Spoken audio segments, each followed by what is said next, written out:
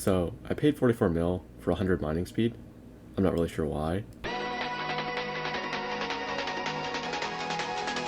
My next video was going to be loot from 10 nucleus runs, since that was the second most voted option on my poll, but I received an interesting comment on my Jade video from Mining Sweat, saying I should prioritize speed over fortune, which is the opposite of what I've been doing.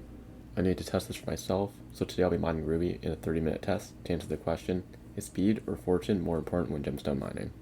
Before we start, I want to point out that mining speed is only useful when you reach certain tick thresholds. What are tick thresholds?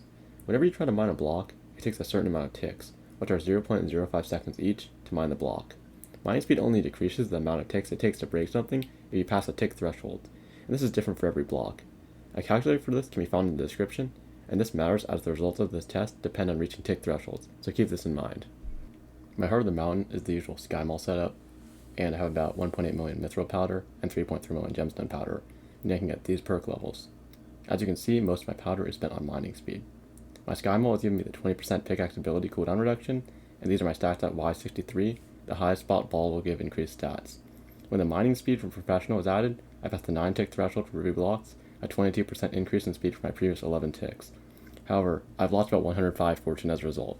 My gear is almost maxed at this point.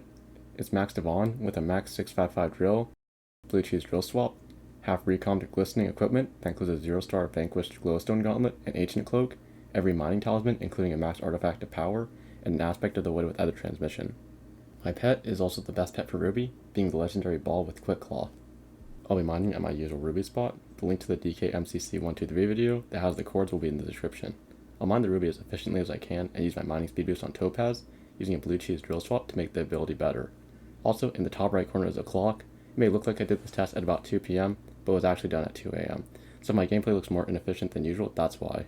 Before I do the test, I want to say I reset my Heart of the Mountain in the Crystal Hollows so I could reach 9 ticks, and I got the 100 mining speed from Skyblock, and for some reason that's added to my mining speed, even though it's not supposed to. I didn't realize this until later when it was already gone, so I was about 115 mining speed short of 9 ticks. The solution to me was to buy efficiency 10, as that gives 100 mining speed, which gets increased by ball.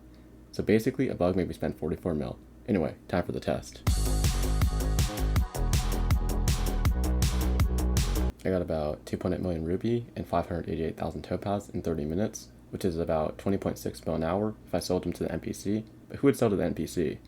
If I made gauntlets and sold topaz to the bazaar, I'm making 25 mil an hour, due to how high prices are right now. I'm calculating this with my Ruby spreadsheet, which you can find in the description. Also, here's the most important stats in case you're interested. So which is more important, speed or fortune?